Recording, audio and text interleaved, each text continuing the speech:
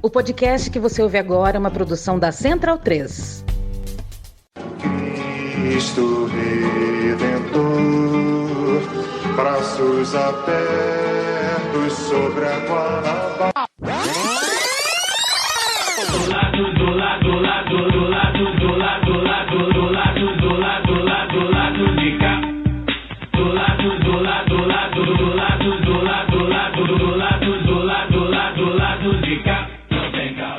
Bom momento, ouvintes da Central 3. Hoje é terça-feira, dia 8 de agosto de 2023.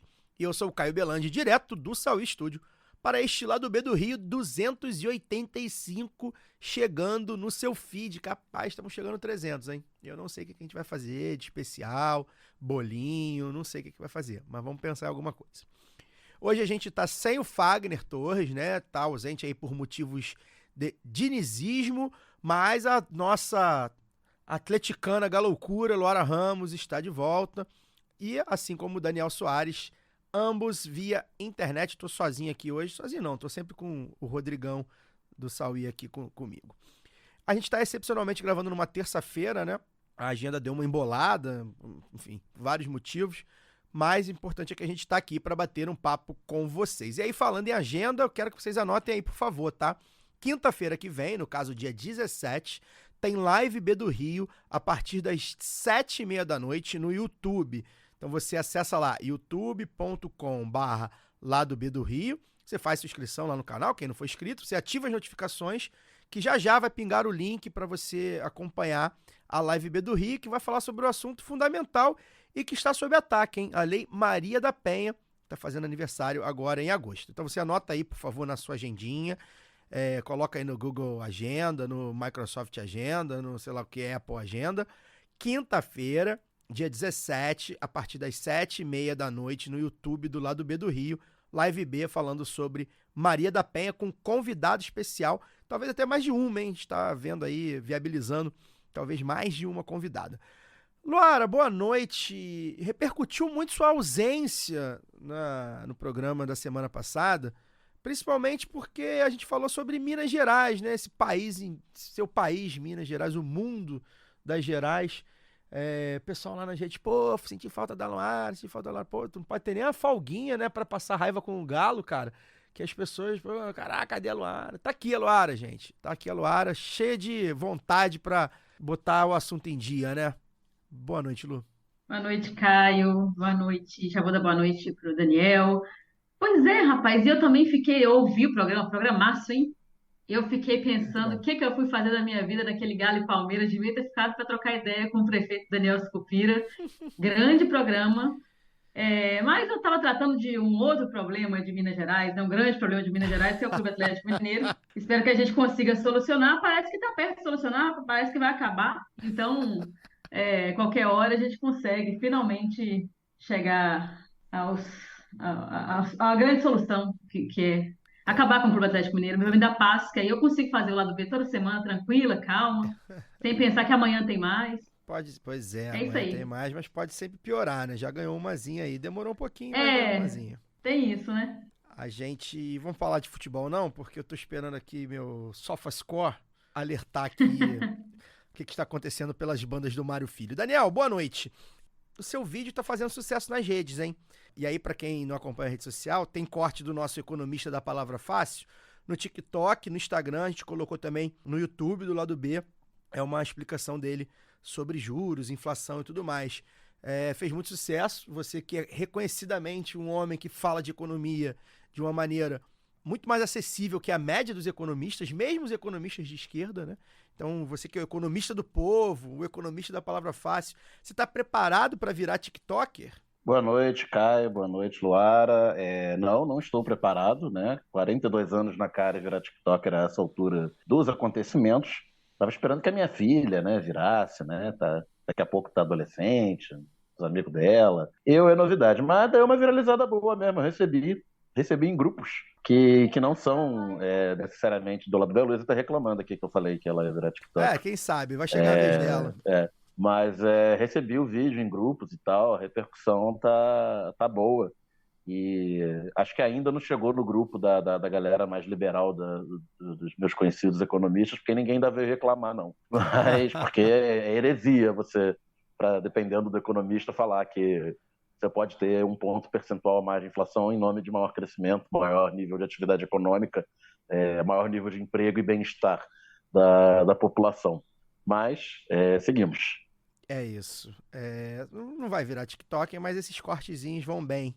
A gente vai aproveitar bastante aí quando a gente gravar em vídeo, né? A live, por exemplo, semana que vem. A gente vai pedir bastante explicação para você. Vai ser uma parte aí do Daniel para virar corte. A gente hoje vai girar o peão da pistolagem para falar dos assuntos da semana. Aqui a gente joga bem aberto com vocês, né? Por questões de agenda, quando a gente não grava na quinta-feira, fica um pouco tumultuado, até porque primeiro que terça-feira a semana ainda tá meio que acontecendo, né?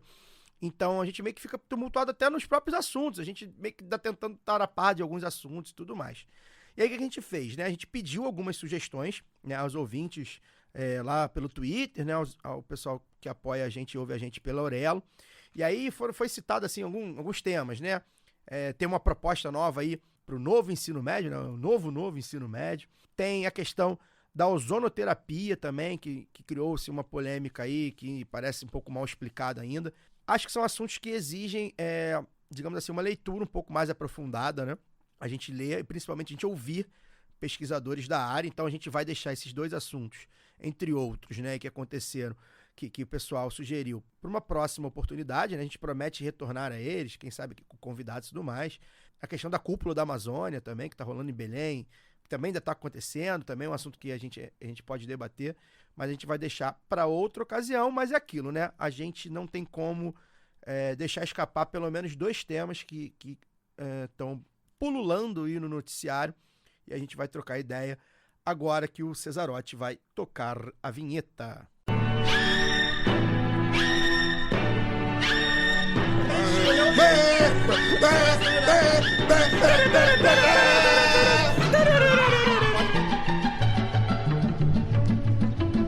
Roletão da pistolagem.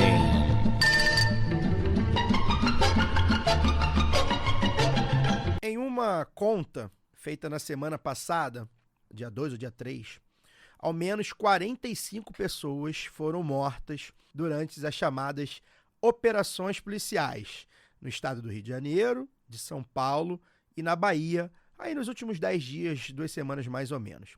Essa conta macabra não para de crescer e, evidentemente, não inclui também outras operações, né, operações menores, né, assassinatos específicos em outras unidades da federação. Essa é a matemática, né, do genocídio do povo preto e periférico, e mais ou menos é só para a gente assim, mostrar assim, que o fascismo brasileiro tem muitas caras, né, e que o Bolsonaro e o bolsonarismo que a gente suplantou aí na eleição é apenas uma dessas faces, né, é apenas talvez uma face um pouco mais institucionalizada, política, partidária, enfim. Se em estados como São Paulo e Rio de Janeiro, a gente sabe que os governadores são reacionários, né, aplaudem, capitalizam politicamente em cima do sangue preto, na Bahia, por exemplo, onde o PT já governa há muitos anos, a gente percebe aí uma falta de vontade e também, né, de habilidade política, né, que tampouco evita que os corpos pretos sejam cravejados de tiro. E aí eu cito aqui meu camarada Arnaldo Branco, roteirista, cartunista também, disse no Twitter hoje que a polícia mata e a imprensa cospe no cadáver, né? Para deleite da classe média fascistizada que não se importa nem com esses números, nem com os nomes desses assassinados para alimentar essa chamada guerra às drogas. E aí, Luara, esse é um assunto que a gente combinou de falar sobre, a gente tem tentado não deixar de lado aqui nas últimas semanas. A gente tem feito pequenos editoriais, né, sobre o que aconteceu no Guarujá e depois sobre o que aconteceu no Complexo da Penha. E aí são nomes que se repetem. O lado B, como a gente vem falando nos últimos meses, né, tá fazendo aí 7 anos, esses nomes não param. Né? Esse tipo de mentalidade foi muito incentivada pelo bolsonarismo, mas a gente sabe que vem de muito tempo, vem de antes. e acaba atingindo, inclusive, estados, né, governados por certa esquerda. E, pessoalmente, aí, antes de passar para você, eu queria, além desse pequeno editorial que a gente fez de abertura do nosso caô, na verdade nem é caô, né, do nossa roleta da pistolagem, é muito cansativo, gente. Eu não sei se as pessoas têm noção. Tem muita gente que ouve a gente e não tá aqui no Rio de Janeiro ou nas grandes cidades, São Paulo, embora, enfim, aconteça também em cidades menores da Bahia, mas às vezes as pessoas estão em cidades que são bolsões de classe média, né, e a violência urbana não se aplica exatamente como é aqui, por exemplo, no Rio, né? Essa coisa de acordar com tiro, das pessoas não irem para a escola, das pessoas não irem para o hospital, das pessoas terem que abaixar em suas casas porque elas estão sendo cravejadas de fuzil. E para mim, pessoalmente, né, eu não sou um homem da favela, mas eu sou um homem da periferia. Como eu já falei aqui algumas vezes, eu morei a 500 metros da favela e, embora no asfalto a gente percebia certas coisas que aconteciam muito próximo da gente, e eu, como sou um ser humano que tento manter alguma dignidade, eu tento ter alguma empatia por essas pessoas, é muito difícil você ver uma criança de 13 anos morrer por causa de uma guerra que não existe, né, que é um factoide político, e ter que falar sobre isso. A gente tem que falar sobre isso. Eu, como jornalista, eu como militante, eu como pessoa preta, preciso falar sobre isso. Mas é muito cansativo, Luara. É muito cansativo. E eu sei que aqui todos nós que estamos aqui na mesa e quem me ouve também, acho que tem pelo menos um pouco desse entendimento. É muito... eu não consigo nem descrever mais o que eu sinto quando eu vejo que uma pessoa, um jovem, uma criança de 13 anos foi assassinado por uma operação para prender sei lá quantas trouxinhas de maconha, de cocaína e meia dúzia de fuzil, quando muito. E aí a família desse jovem ainda tem que provar para as pessoas que ele não era bandido, né? Então, enfim, a gente precisa falar sobre isso. Tá aqui no meu roteiro, chamar a Luara. Eu quero que você pistole junto comigo, Luara, porque a gente precisa, né? A gente precisa falar sobre isso. Olha, Caio, e a gente precisa, mas assim, eu tô no lado B há pouco menos tempo, né, do que vocês que começaram isso aqui. E eu já perdi as contas de quantas vezes foi assunto aqui, cara. A cobertura que a grande mídia faz das chacinas também, né, que você citou, essas chacinas promovidas por policiais, eu acho que ela cumpre, no fim das contas, o papel de manter o medo dentro das casas das pessoas, e dentro das pessoas também, sabe? O medo à espreita ali. Isso também é parte de um projeto de domesticação dos corpos, né? Na medida em que naturaliza a ideia de que existem corpos matáveis. Agora, eu não vi nenhuma declaração do governo mais direta sobre isso, governo federal, eu digo. E eu considero um erro. Porque isso não é um problema do Tarcísio, nem do Jerônimo, lá na Bahia, que é um estado, como você falou, né, governado pelo PT há mais de 16 anos e que também tem altos índices de letalidade policial. Isso é um problema do Brasil. E eu acho que foi o Rubens Casaro que falou, comentou no Twitter, não sei se hoje ou ontem, que ele acredita que nenhum governador manda de fato na PM, né? No máximo surfa na onda fascista. Sim. Mas eu acho que enquanto os governos estaduais, o Ministério da Justiça e amplos setores da sociedade não enfrentarem o problema da violência policial, a gente não vai conseguir enfrentar o fascismo brasileiro. Nós falamos há alguns programas atrás como o neopentecostalismo, né, tem se unido às forças de segurança. Eu acho que também vale observar aqui que as baixas patentes militares, incluindo aí as polícias, né, têm grande adesão ao bolsonarismo. E eu não descarto, por exemplo, o uso dessas chacinas como forma de desestabilização, perseguição. Então, o que esses caras têm mais a perder, né? Ainda mais legitimados pela grande imprensa, vendo seu projeto de poder perdendo força dentro da política institucional. A gente viu que tem altas doses de voluntarismo ali, né, nessas baixas patentes. Então, obviamente, não dá para ser ingênuo. Eu acho que a gente não dá para poder partir para algo direto, mas é preciso tirar a força desses caras. Chamar lideranças que validam esses massacres, ou então que passam pano, né, que fazem vista grossa, a responder publicamente, porque é um atestado de falência do Estado, dos governos. Mas ainda mais, eu acho que é preciso responsabilizar também o judiciário com uma ampla reforma das leis. E aí eu estou falando de abolicionismo penal. Aí nós estamos falando de revisar a lei de drogas, mas que na prática, porque a gente acha lindo o discurso do Alexandre de Moraes, mas o que muda para quem está na favela e é abordado por policial de forma violenta e colocam droga na mochila dos caras? O que muda para essas pessoas? Porque uma das principais queixas de policiais é que eles prendem e os juízes soltam, mas não se discute em que condições são feitas essas prisões, né? Não se discute o encarceramento em massa. Isso tudo precisa ser encarado, porque nada impede. Eu acho que esse é o grande lance da fascistização da sociedade, né? Do asfalto, como você diz, Caio. Nada impede que nenhum de nós seja preso, torturado. Essa é uma questão velada que acontece todos os dias.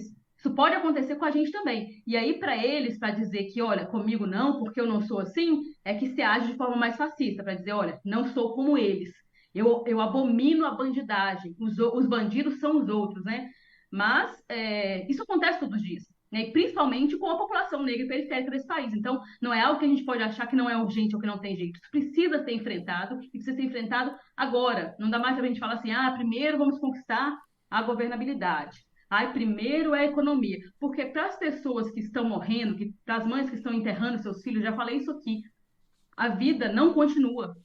A morte continua ali fungando no cangote dessas pessoas. Quando a gente vê fotos de crianças chorando, enterrando um colega de escola, um amigo, é porque elas sabem que elas são o alvo também. Que poderia ser elas, poderá ser. Amanhã poderá ser alguma delas. E se isso não paralisa um país, o que é preciso para poder parar esse país? Saca? Depois não dá para dizer que, olha só, perdeu base, não está fazendo trabalho de base, não sei o que lá. Não tá mesmo, porque quem que acolhe essas pessoas? Quem que acolhe essa dor? A dor de uma mãe que enterrou seu filho ainda tem que provar que ele não era bandido, como se bandido fosse um corpo matável, né? Quem que acolhe isso? É um negócio assim que a gente parece que fica falando a mesma coisa, tá dando volta o tempo inteiro. É um negócio que eu tenho medo mesmo de que algum dia o meu grande medo assim, em relação a esse assunto é que isso não me desperte nenhum tipo de sentimento mais. Não, aí a gente perdeu tudo. Aí o dia que a gente naturalizar isso, Luara, aí você, enfim, desiste, assim, vai fazer qualquer outra coisa. Eu acho que a gente não... Só de falar aqui eu tô tremendo, bicho. É um negócio impressionante. Eu enfim, tô muito mal com isso, como sempre fico. Acaba com o meu dia. Quer dizer, sempre tem morte, sempre tem chacina, assassinato, de vez em quando rola e tal. Tem umas que são muito específicas, né?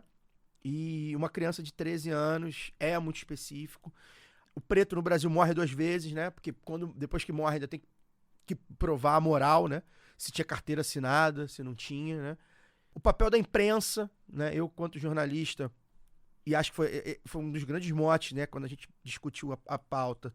O jornal Globo, no sábado, publicou uma matéria que dizia assim, o título, abre aspas, 7 dos 10 mortos em operação no Complexo da Penha somam 135 passagens pela polícia, fecha aspas.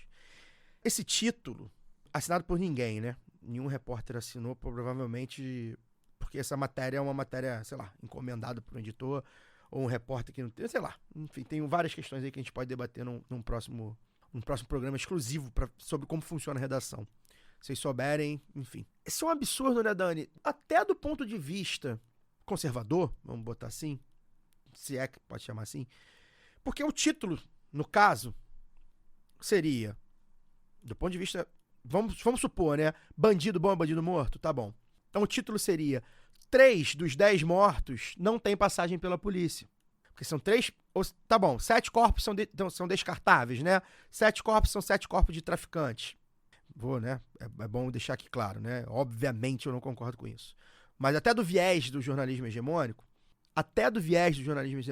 esse título é de uma canalice que é difícil até de encontrar palavras para explicar o que é esse título, né? E aí a gente vê aí hoje um bobalhão, um idiota, um imbecil, um desgraçado que tem espaço na mídia hegemônica porque é filho de gente que, enfim, é famosa ou que tem currículo, sei lá, chamado Joel, um idiota, um imbecil, né, que já defendeu barbaridades como venda de órgãos, por exemplo. O cara é notável por defender venda de órgãos dos pobres, né? Porque dentro do texto dele ele dizia que era uma forma do pobre capitalizar, né? Porque o rico não precisa vender o órgão. Enfim, esse imbecil ainda vem contrapor sobre segurança pública e direito humano. Ou seja, só existe segurança pública, que é um conceito, inclusive, muito ridículo, porque a gente não vive na segurança pública, se não houver direitos humanos. Ele o título que eu não leio, nem leio, eu nem faço questão de ler. Ah, Caio, não leu. Não li. Porque se o título é esse... Primeiro que eu não leio esse filho da puta por nada. Se o título é esse, eu não vou ler, de ninguém. Então, esses caras têm espaço, né? Na mídia pra falar. Barbaridade. Uma barbaridade. Isso não é um tinha que estar preso. falência, Até o João... Ah, esqueci o rapaz, um comunista do Twitter, que eu sigo lá, eu vi lá. Ele falou, ele tinha que estar preso. Isso aí numa democracia... Né? No meu conceito de democracia, que a gente pode discutir um dia, olha só, cidadão, você tá defendendo a morte de pessoas, assassinato sumário de pessoas. Você tá preso. Isso é crime. Enfim, desculpa, Luara, esse assunto hoje, especialmente hoje, tá me tirando do sério, desculpa. Não, Fala, mas, Lu. não, mas é isso mesmo. O que eu tinha dito é que olha, isso não é exatamente um atestado de falência do Estado, dos governos, das polícias. É dizer, eu não sou capaz de cumprir a lei. Então, o que diferencia a polícia do bandido? Porque nós estamos falando aqui de violência urbana e tal, e eu já contei para vocês, acho que no grupo, não sei se eu já falei isso aqui no lado B, eu sou do interior de Minas Gerais. E no interior, quem é do interior, provavelmente, né, já passou por algumas coisas semelhantes, a gente não consegue diferenciar a polícia de bandido também. Eu cresci com muito mais medo de polícia do que de bandido, porque a polícia no interior de Minas Gerais fazia cada barbaridade, a gente ficava sabendo, coisa de no outro dia, no dia que lá na minha cidade, pelo menos até a época que eu morava, cadeia, acho que ainda fica, perto do centro, assim, uma cidade muito pequena, 20 mil habitantes, e no outro dia, quando rolava alguma coisa e tal, era a gente relatando o grito de preso sendo espancado, de tortura. Então, eram coisas que eram tão naturalizadas, assim, claro, com aquele murmurinho e tal, que as pessoas tinham naquilo ali, isso servia para manter o medo, né? Do fulano que é polícia, do ciclano que era filho de policial, entendeu? Então, é esse pequeno poder, que na verdade é um grande poder, né? Que é o monopólio das armas, é o monopólio da violência, e que a gente nunca enfrentou e não consegue diferenciar. Então, quando os caras dizem que eu tenho que fazer assim porque não consegue fazer... Quer dizer, você não consegue seguir a lei. Então, é um atestado de falência para mim, é um negócio que não dá para ter direitos humanos e ter segurança pública. Então, que segurança pública é essa? E segurança pública para quem? Né? Porque como eu disse, o que vai diferenciar, o que vai me garantir que não serei eu abordada e torturada amanhã, e não o outro, né? Porque as pessoas com esse medo, elas colocam não, eu não sou o outro merece, eu não.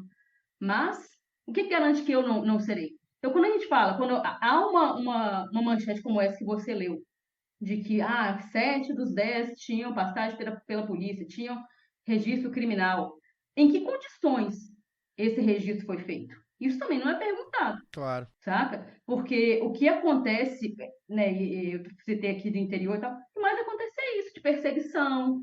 Eu cresci sendo alertada assim, não fala, não olha, não se envolve, inclusive com amizades, assim, né, tenha cuidado, porque o que acontecia é de policial que cismava com a mocinha, com a menina lá, e a menina, se não desse bola, ou era estuprado, então o namorado era abordado e era agredido, pai, familiar, tio. Isso era comum.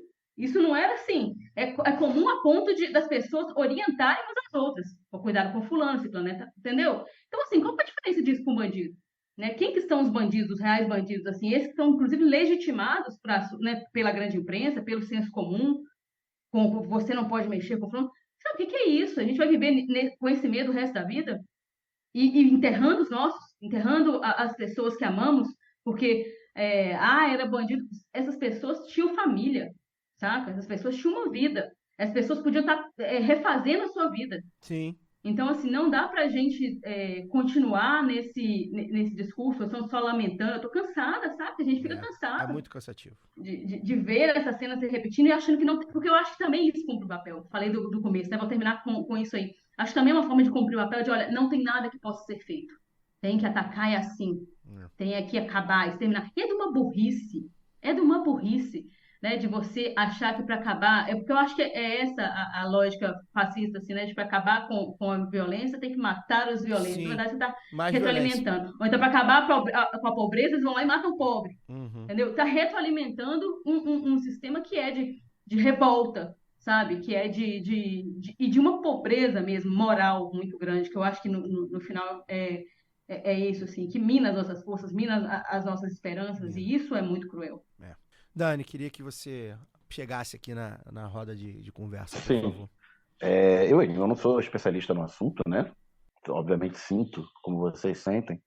E é um tema que, principalmente para quem mora no Rio de Janeiro, né? E é recorrente. A gente está há 40 anos repercutindo caso em cima de caso, né? O Mário Magalhães, que já esteve aqui 2 vezes, sempre fala, né? O esquecimento é amigo da barbárie. Tem sempre um caso, mais um caso acontecendo, e é tanto caso que a gente se perde, a gente esquece. Aí, às vezes, a rede social lembra a gente, né? Que da menina que morreu dentro de sala de aula, Maria Eduardo. da senhora que tinha saído para comprar um café em Madureira e foi arrastada por um carro da PM. São casos intermináveis, né? Laura falou da burrice enquanto estratégia de combate à segurança pública. Eu, embora não seja especialista no tema, diria que é uma estratégia consolidada e sabida, se não pelas cabeças, né, pelo menos em quem manda nas cabeças da segurança pública, porque essa estratégia do confronto é uma estratégia do terror na prática, né? Terror nessas populações, na população pobre, geralmente negra, das periferias e favelas.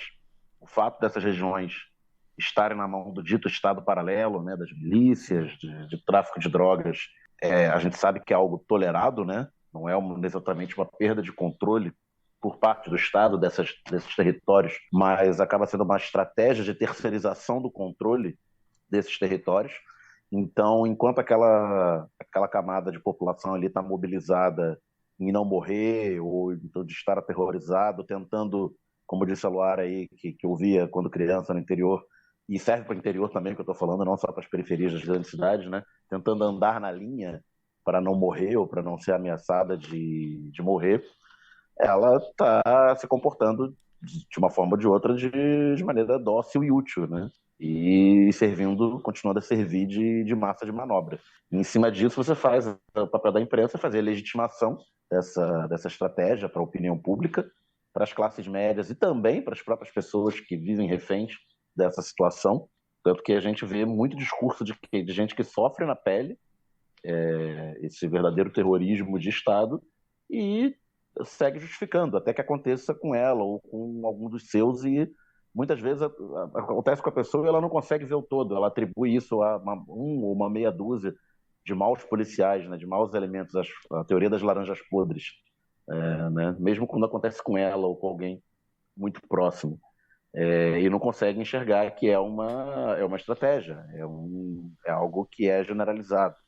É feito para ser assim. Então, essa própria legitimação social faz com que quem tem o discurso crítico, né, a gente ou os outros, por grande parte da população, seja deslegitimado, né? É porque você está defendendo bandido, é porque você não entende, porque você não sabe, você não é ali da área, você não sabe como a banda toca.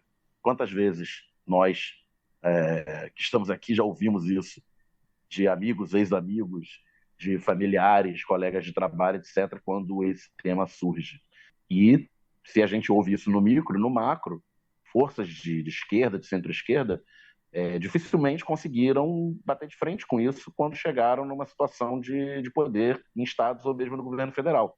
A gente vê os partidos de esquerda se levantando contra a violência policial, acolhendo vítimas e criticando a política de segurança pública, ou denunciando a política de segurança pública como uma estratégia de controle da população pobre, quando ela é minoritária, né? Quando ela está no parlamento, quando tem alguns gabinetes que conseguem montar uma estrutura de acolhimento e denúncia. Mas quando chega no poder, né? Quando chega no governo de estado, na prefeitura de capital, ou mesmo no governo federal, nas experiências petistas, né, que nós tivemos nos 13 anos de Lula e Dilma e agora mais 6 meses do Lula 3, esse tema ele é evitado.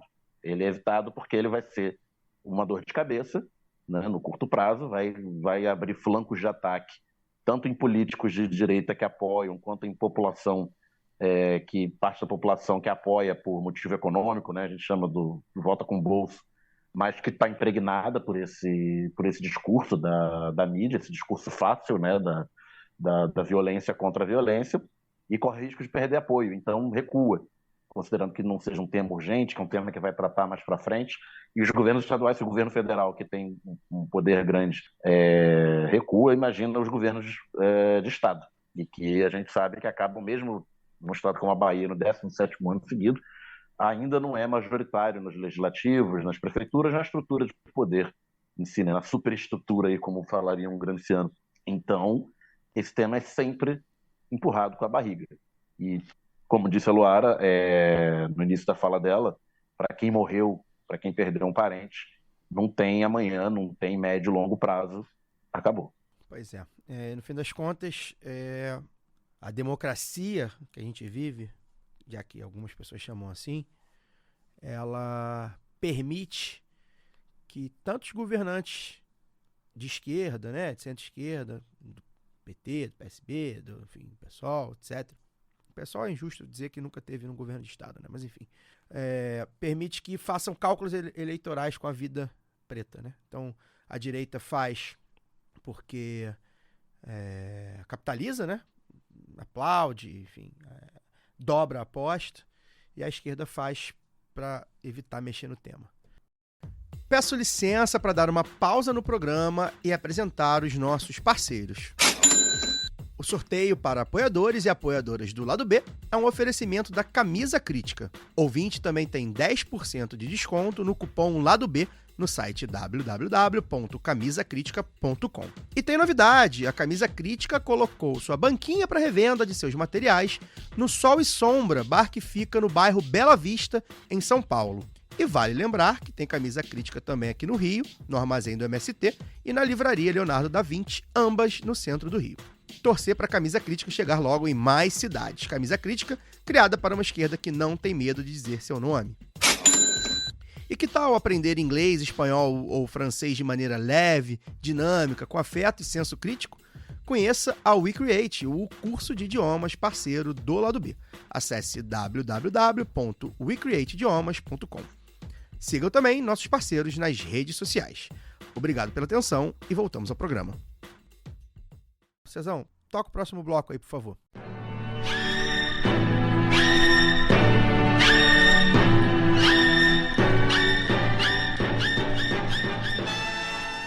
Abre aspas para o ignóbil governador de Minas Gerais, Romeu Zema. O que nós queremos é que o Brasil pare de avançar no sentido que avançou nos últimos anos, que é necessário, mas tem um limite de só julgar que o Sul e o Sudeste são ricos.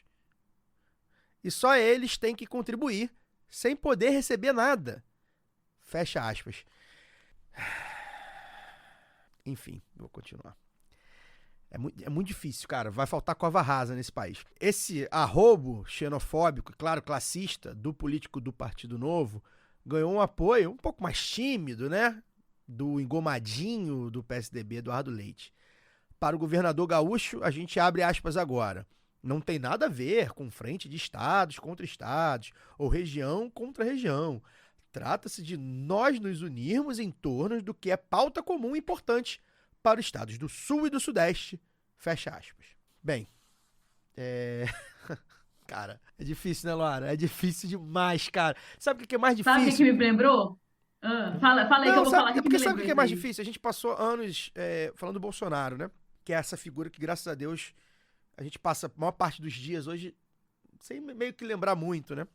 Esses dois desgraçados, eles são tão perigosos quanto o Bolsonaro, né? Eles são frutos da mesma árvore. E são pilantras também. São pilantras, são canalhas, né? E que é ainda pior, porque a gente viu que o chimpanzé fascista do Bolsonaro, que fazia um monte de merda, e aquele jeito de falar dele, aquele jeito milico vagabundo, caralho, as pessoas meio que viram, pô, esse cara é meio imbecil mesmo, né? Algumas pessoas viram, pelo menos.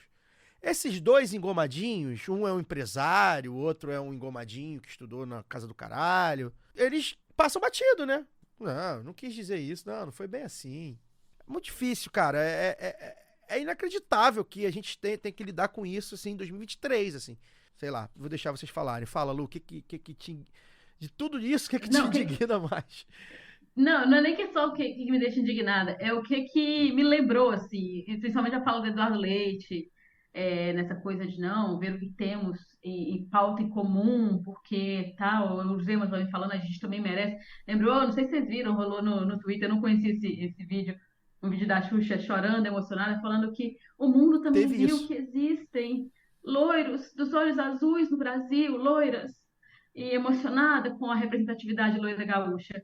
Isso Me é parece um bizarro, pouco né? isso, assim, como se Bizarro. esse país não fosse feito a vida inteira por e para brancos, né? Bizarro. Principalmente homens brancos, né? Que são quem tomam as decisões, e é por isso que a gente está na merda, inclusive. Então, assim, me deixa indignada o nível de pilantragem desses dois, porque, assim, são duas das pessoas mais ignorantes em termos de visão de mundo e que se. Você vê assim, o que o Zema fez com Minas Gerais, né? Com as contas de Minas, e faz uma lambança e se vende como grande gestor. O Eduardo Leite vai lá e vende estatal a preço de banana, fica posando de ai, porque é importante os interesses. Que interesses? Só se for o seu, meu irmão, porque o povo gaúcho fica lá dias sem energia elétrica, porque você vendeu a empresa pública do Estado, saca? Então, assim, é esse tipo de gente e que a imprensa legitima, Sim. como os caras foram eleitos, tá? Mas ninguém contrapõe, saca? E é um negócio assim que eu entendo, é doido o Caio e Daniel, porque a gente entende de onde parte os caras acharem que isso é uma boa ideia. Só que eles entregam de onde vem, saca? Eles entregam o que tem por trás, na verdade. Porque existe, sim, consórcio Nordeste, o Daniel Sucupira esteve aqui, né, como líder da Frente Mineira de Prefeitos. Esses agrupamentos, eles existem e eles são bons para dar forma, dar uma dinâmica ali, né, para a vida pública dos prefeitos, as discussões públicas, as reuniões, enfim, isso é importante, isso é bom. Só que o que esses caras fazem é justamente jogar ali para a galera e eles se entregam. Eu me recordo que quando eu fui comentar isso com o Daniel, meu namorado, a gente lembrou da mesma coisa, assim. Eu sempre cito, acho que já citei aqui mais de uma vez até, a primeira entrevista do Bolsonaro depois do primeiro turno de 2018, em que ele é questionado se vai cumprir a Constituição, né? Ele que tinha, né, que esse discurso, tem ainda, mas assim, naquela época já tinha os discursos autoritários bem aflorados, assim, e ele usou as seguintes palavras: nós seremos escravos da Constituição. E eu achei que a escolha semântica foi muito interessante, assim, porque já denotava o que ele é, né? Essa coisa do autoritarismo, ele tem isso no campo semântico dele. A mesma coisa com Zema e com Eduardo Leite, que depois ficam tentando dizer, não, mas não foi bem assim, mas a escolha de palavras dele também é muito interessante. Quando o Zema faz, principalmente, né? Porque foi o que começou isso aí. Isso não é por acaso, né? Eles estão jogando, eles precisam tornar essa disputa cada vez mais ideológica, e eu acho um erro que do lado de cá a gente não faça isso também. E assim, tem uma outra coisa que eu queria chamar a atenção, mas para poder fechar essa coisa, eu acho um erro que a gente não faça, porque é importante dizer que existe outro lado e que um outro lado muito mais generoso, um outro lado que a gente pode incluir todo mundo, porque coloca esse elefante ali na sala de que o Sul e o Sudeste têm mais dinheiro e o Nordeste só recebe, e o Nordeste, o PT comprou o Nordeste com bolsa esmola, mas é tão estúpido assim que até aquele movimento da Polícia Federal lá no dia da votação, que colocou lá no Nordeste, eles desconsideram, parece que não sabem interpretar mapa eleitoral, não sabem interpretar número. Eu falei, será que eu sou louca? Ou será que eles são meio burros mesmo? Porque o bolsonarismo cresceu no Nordeste, Sim. né? O Lula ganhou nas capitais, inclusive em Porto Alegre, que já tinha perdido antes, ganhou nas capitais, ganhou em São Paulo, cresceu nas grandes cidades, tornou a ganhar nas capitais, e não foi no Nordeste que ele ganhou quando já vai fazer as contas. Então, assim, eu acho que é muito mais uma disputa ideológica, saca? Muito mais essa disputa do nós contra eles, nós somos a locomotiva da nação, aquele discurso paulista, ou então o Sul, aquele negócio de, mas a gente nem é tão brasileiro assim, olha só como nós parecemos a Europa, que eles ficam tentando arrotar, e eu acho que a gente devia jogar com isso também. Não acho que contrapor também, mas eu falo assim, existe uma forma da gente incluir todo mundo, nós não queremos excluir. E eu acho que se faz pouco. Tudo bem, a gente está vivendo um momento de muita polarização, né? Não vou perguntar o que é polarização, Lá porque vocês ele. sabem muito bem. Mas eu acho que poderia ser, sabe? Estou sentindo falta, assim, não sei, o governo talvez brigando em várias frentes e tal, não tem essa capacidade de fazer isso agora, mas eu acho que lideranças, eu tenho visto, inclusive o próprio Daniel Sucupira, que foi entrevistado aqui, já fez um contraponto à fala do Zema, ele tem que fazer isso cada vez mais, porque são esses nomes que estão colocados aí como o nome da direita em Sim, tem campanha. 2026, gente. Tem campanha. Exatamente, isso já é campanha. O Tarcísio, aliás, a coisa das escolas militares, quando o Tarcísio, quando o Eduardo Leite fala, aqui na minha cidade, né, em Vila Velha, o prefeito também colocou aí, porque é um bolsonarista de sapatênis, e fica jogando com lá e cá, e vai ter apoio de amplos setores, inclusive parece que do partido PSB, né, partido aqui do governador Casagrande, e a gente fica tratando esses caras como legítimos do debate público.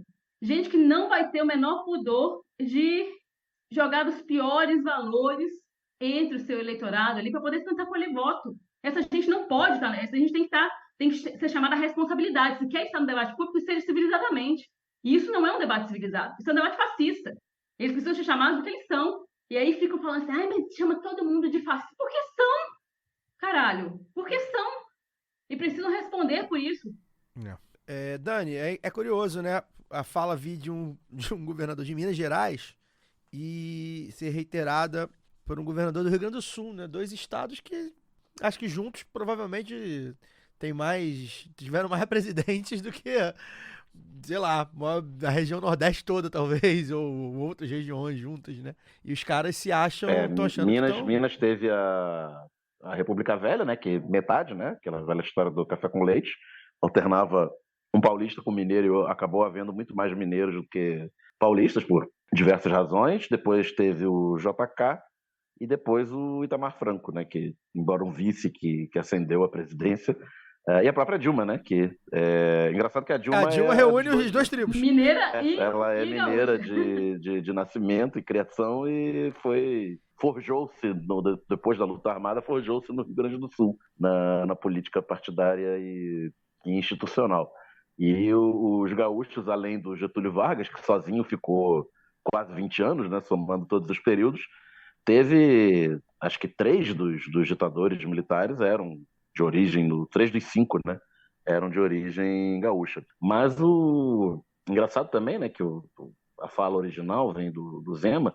A gente costuma brincar eleitoralmente, né, que Minas Gerais é um microcosmos do Brasil, porque tem pedaços que parecem com todas as regiões do Brasil. Então tem a região sul do estado, né, na divisa com São Paulo, que parece mais com o centro-sul do país, a região da Zona da Mata, divisa com Rio de Janeiro e Espírito Santo. O Triângulo Mineiro, que está na divisa com Goiás, então tem muitas semelhanças com o Centro-Oeste, um agro muito forte, até o sotaque parece também mais com o Centro-Oeste do que com o resto de Minas Gerais.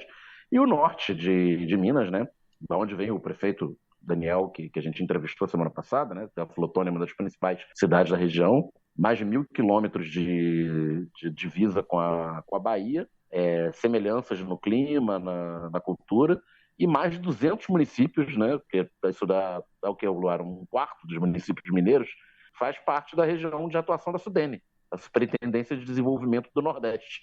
Tal semelhança socioeconômica. Então é uma hipocrisia tremenda, né? É um pouco jogar para a galera também, para tem esse cálculo para a classe média, né? Sim, de repercutir para a classe média, esse aí que a Laura falou, olha como nós somos diferentes, nós não somos esse resto do Brasil aí que vocês estão falando. E só por curiosidade, eu olhei a tabela de evolução do IDH, né, o Índice de Desenvolvimento Humano, muitas críticas aí, mas é um balizador, é um indicador. A evolução dele desde 1991.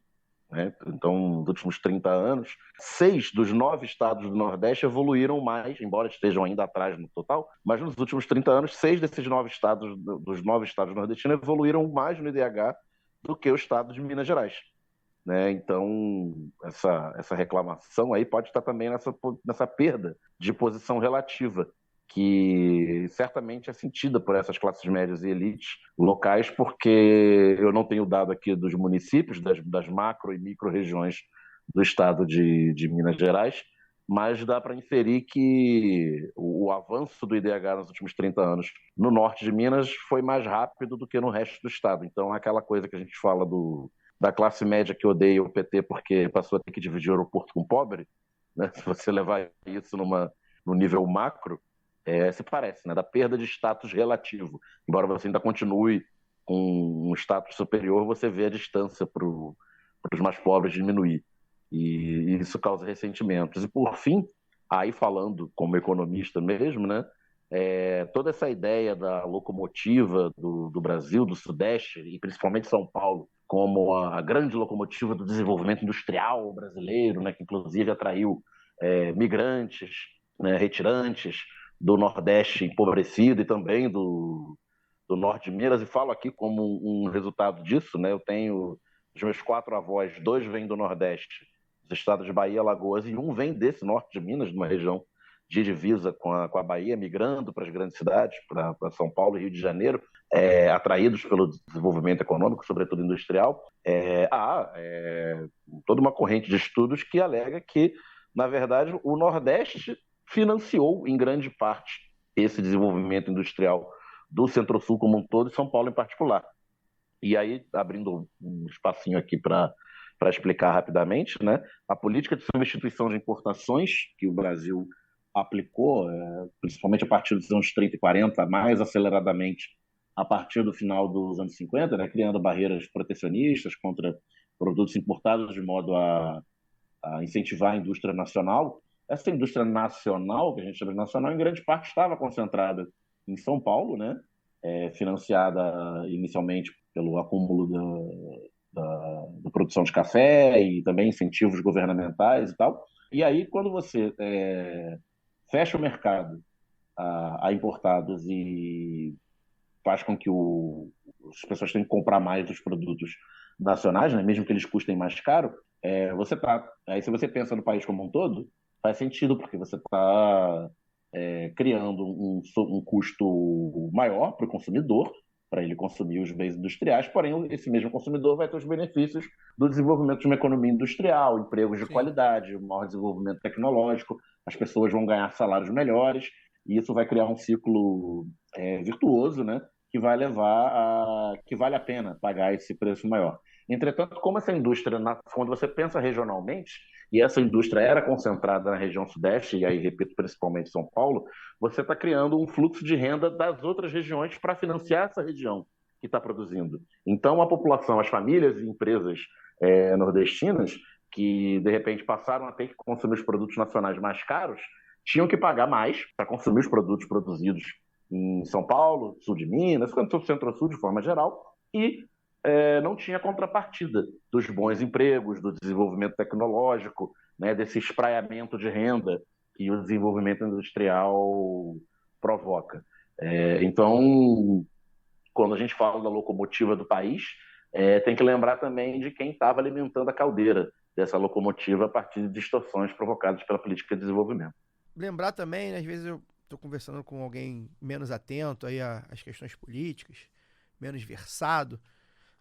Esse tipo de fala, ela é óbvio que ela é xenofóbica e até de certo ponto até racista, né, dependendo da interpretação que se dê, mas ela é acima de tudo, gente, ela é classista, né, ela fala para os nordestinos pobres, porque isso chega na classe média nordestina e na elite nordestina e soa como canção aos ouvidos, né, porque a gente sabe que são várias, nas capitais, por exemplo, elite nordestina que odeia tanto o nordestino quanto essa gente. Exato, porque odeia pobre, antes de tudo, né? Eu lembro que às vezes eu converso com umas pessoas assim, né? Falo, pô, mas ele é nordestino e apoiou o Bolsonaro, irmão. A classe, né? A velha luta de classes, lá do velho barbudo, ela vem acima de praticamente tudo, né? Então, quem quiser ter uma amostra disso, recomendo ouvir outro dia. Não lembro por quê. Eu ouvi de novo o nosso programa pós-segundo turno, né, da eleição de 2022, o Fagner tem um depoimento muito interessante sobre isso, porque ele passou a semana anterior ao segundo turno numa cidadezinha no interior do Nordeste,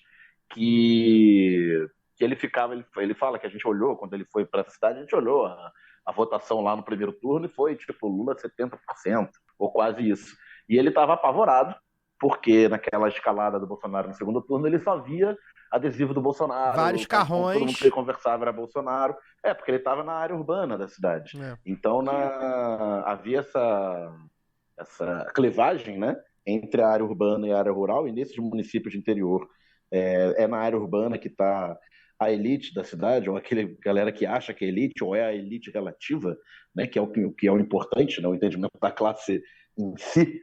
E não, então, mais do que a posição do cara na pirâmide de renda brasileira, vale a posição relativa dele, ali onde ele mora. Então, e aí quando saíram os resultados, a gente foi olhar, foi mantida a mesma proporção de votos pro Lula naquela cidade. Então é isso, né? A elite da cidade, ela comprava o discurso bolsonarista tão igual ou mais do que as classes médias e elites aqui do centro-sul do país. Pois é. Elite. Não, isso se reflete, assim, quando a gente falou de Minas, né, é exatamente isso, assim, a própria, o mineiro ali, ele renega bastante o norte de Minas, é como se nem fosse, sabe, tem muito mineiro que tem realmente preconceito, de falar, não, ali para ali já é baiano, ai, você fala bem abaianado, assim, e com desprezo, saca? E é um estado que tem essa diversidade mesmo, que eles tentam homogeneizar para isso, para o homem-zema, né? Tenta começar ali no homem-zema, o empresário matuto, que ele também fala aquela voz ratadinha assim e tal, eu não sei se aquilo ali é um personagem até hoje, mas que é completamente ignorante, mas não assim, ignorante porque não teve acesso, mas porque se orgulha da própria ignorância. Se orgulha de ter uma visão tacanha das coisas, sabe? Uma visão superficial das coisas, e porque isso comunica com essa mesma gente, sabe? Isso entra na cabeça. As pessoas. Tem muito disso também, né, na inteligência como característica moral, né? Na burrice também como característica moral. Como a gente consegue se comunicar, ou seja, como as pessoas entendem essa burrice, elas falam, tá aí, é verdade. Eu acho que o Zema é muito produto disso, assim. Ele ter sido eleito, e tem várias teses, né, de que, porque é costume ali de Minas reeleger e tal, né, não reeleger no Pimentel, porque também estava na Lava Jato, no encalço Pimentel, mas é tradição, é tradicional, mineiro tradicional, mas uma das coisas tradicionais de Minas que a gente precisa falar é preconceito mesmo, sabe? Um povo que não enxerga o que de fato que é o mineiro sertanejo, né? Que a gente tem uma das maiores obras da cultura popular brasileira, enfim, de Guimarães Rosa. O mineiro não se enxerga ali. E aí consegue eleger Zema e eleger, né? Eleger, entre aspas, Lula no mesmo estado, né? Fazer Lula ganhar no mesmo estado. Mas também por essa margem que eu acho que é interessante pensar, porque o norte de Minas sempre foi esquecido, sempre foi renegado. E aí, de uns tempos pra cá, começou. Tem muita loja Zema no sul da Bahia, né? No sudoeste baiano ali. Aí eu não tenho essa informação, mas deve ter. Mas eu falo assim, alguém levantou isso no Twitter. Não sou de boicote, mas aqui, olha só isso aqui. Alguém botou loja Zema no Google Maps, assim, na Bahia, e tem dezenas de unidades no sudoeste baiano, né? Ao longo da divisa, mas do lado baiano já. Essa coisa também dessas lojas, tipo a Zema, essas outras lojas que conseguiam. Elas cresceram muito também, justamente nesse período de acesso ao crédito dos governos petistas, né? Daniel? Não sei se eu estou falando alguma besteira, mas já vi alguns estudos nesse sentido também. Sim, porque o varejo chegou com o aumento da renda média no minha interior do Brasil, mesmo, né? O varejo chegou lá. Quem é que tinha capital para suprir as necessidades de consumo de uma população que, tipo, tinha muito pouca coisa, né? Então, quando pinga uma renda, as pessoas têm que trocar aquela geladeira que está sendo herdada desde a avó em 1975. Exato. Tem que comprar, tá tudo muito velho, né? Como diria um professor meu, o pobre no Brasil faz a geriatria do equipamento, né? Do carro, do eletrodoméstico. Então, quando a vida melhorou um pouquinho, você tinha muita necessidade para suprir, e as lojinhas dificilmente têm o capital, né, para suprir. Então, esse médio capital comercial aí surfou muito, espalhando unidades pelo interior do Brasil. Pois é, o problema do Brasil não é regional, né? É bom a gente dizer isso também, né? A gente brinca, né, que o Nordeste salvou a gente e tudo mais. E, enfim, evidentemente é uma leitura possível de ser feita nos números frios, Mas a gente sabe que o problema não é esse, né? Essa divisão, a divisão que tem aqui, tem lá, talvez com uma proporção um pouco diferente, mas enfim, a gente sabe que a questão não é regional, né? Não é que se dividir o Brasil em norte e sul, o Nordeste e resto, né? O Nordeste vai ser uma maravilha, né? A Ursene, né? Não é que vai acontecer esse não é um problema, né? Isso aí, acho que além dessa xenofobia, acho que é muito bom deixar claro que quando fala Nordeste, eles estão falando aqui, e aí a aspa do Zema é muito clara, né? Que ele fala avançou porque o Sul e o Sudeste são ricos, né? Ou seja, se o Sul e o Sudeste são ricos e só avançou na direção do Nordeste, é porque o Nordeste é pobre, né? Então isso é uma fala classista, né? De ódio ao povo, né? É bom deixar isso claro, né? Que a essência dessa fala, ela é classista, né? É uma fala para deixar bem claro que, assim, eu tô falando aqui do Nordeste pobre, né? Não tô falando de Ponta Verde, em Maceió, não. Tô falando do sertão da Bahia, né? Enfim. E aí, Caio, a gente entra num outro negócio também, que é o de que política é para letrados. Política não é para analfabeto, para quem. Sabe aquela coisa? Aí entra de novo o voto censitário, tudo volta à discussão. Vocês percebem que é sempre essa mesma gente, e não é de agora, e é sempre os mesmos assuntos voltando ali, porque tem essa ilusão de que o que acaba com a pobreza é mais educação. E o povo do Sul, Sudeste tem mais educação. E não é verdade. Sabe? Não é verdade. Primeiro que o que acaba com a pobreza é distribuição de renda. Sabe? Economia dinâmica e distribuição de renda. Daniel, se eu estiver falando besteira, você me corrija. Mas essa ilusão meritocrática de que vamos estudar e aí nós vamos ter um povo que vai conseguir eleger melhor os seus representantes. Gente, sabe, Romeu Zema foi eleito, isso não foi exemplo de que a educação em Minas deve estar com algum problema, então? Olha os governadores de Santa Catarina, Paraná, São Paulo, Rio de Janeiro, Minas olha Gerais. essa gente, sabe? É gente assim que... E a gente não pode nem falar, porque tirando, sei lá, o Eduardo Leite, que ainda sabe juntar ali duas palavras e tal, o Zema não é esse primor, sabe, da oratória, né? De concatenar ideias, é uma não é nem esse topeira. perfil do engomadinho que estudou, sei lá, aqui na PUC. Ele não é o estereótipo do Partido Novo, do sapatênis. Ele tá muito mais também perto do Bolsonaro do que do... Esteticamente, política. porque o Novo tá bem perto Exato. do Bolsonaro também. Não, sempre tem, mas eu falo assim, Mas ele não estufa nessa coisa esteticamente, da né? antipolítica. Não, é isso, ele estufa nessa coisa da no antipolítica. jeito, no uso dos talheres e do figurino. Ele é o Dória da roça. Ele é o self-made man da roça, sabe? Aquele cara que é empresário e tal, gestor, não sei o que, mas que muito, fala né? errado. Sabe quem comunicava muito bem assim também? O Ricardo Eletro, que era o mesmo perfil. Se bobear, vinha pra presidente. Foi preso, faliu a empresa, né? Tá todo encralacado aí, não sei que fim levou. Bem, a gente vai encerrar por aqui. Antes de eu encerrar, eu quero dedicar esse programa, né? A atriz Aracy Balabanian, que nos deixou essa semana, uma mulher, enfim, marcou um nome nas artes brasileiras. Eu só lembrava dela como Cassandra, ria pra cacete com Sai de Baixo. Fez também a Dona Armênia, enfim. Ela que, Eu sou da geração que viu a Dona Armênia. Dona Armênia, pois é. Voltou. Duas novelas. Foi a personagem que foi reeditada. Ela nos deixou agora essa semana. Além de tudo, além dessa contribuição para as artes, ela, em 89, faz parte, né, do clipe Lula Lá, aquele histórico clipe dos artistas. E já agora, já mais velha, né, e um pouco mais menos midiática e tudo mais, ela adere ao Ele Não, ela assina um manifesto de armênios e descendentes de armênios pela democracia, contra o Bolsonaro, enfim.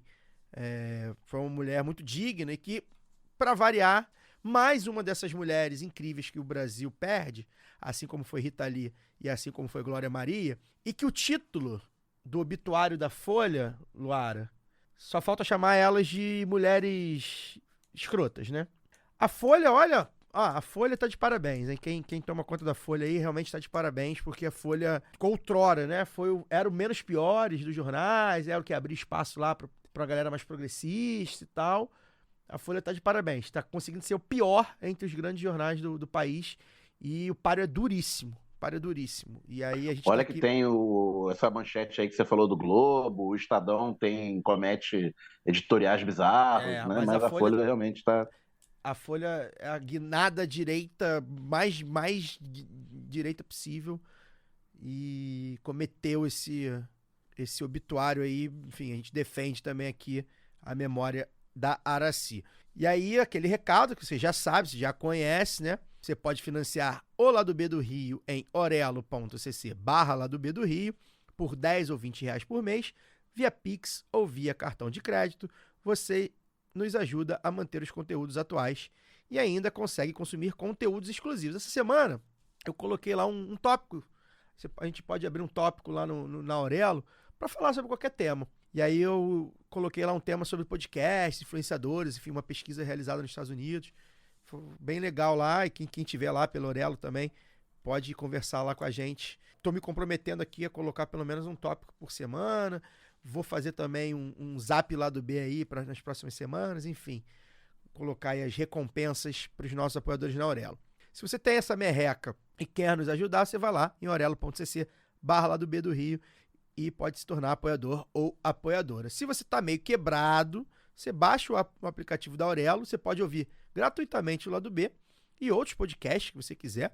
Os da Central 3 estão lá também. E você remunera a gente, porque a Aurelo é a única plataforma que nos remunera. Então, eu só ouço pelo Aurelo. Eu considero o melhor app de podcast do Brasil. Caso você não tenha aí como doar todo mês, você pode colocar aí uma merrequinha de maneira avulsa via Pix para ladobdorio@yahoo.com. Daniel, boa noite. Passou o Fluminense, hein? A gente já vai saber se vai ter Fla-Flu. Quando for esse programa, a gente já vai saber, provavelmente, se vai ter Fla-Flu ou não.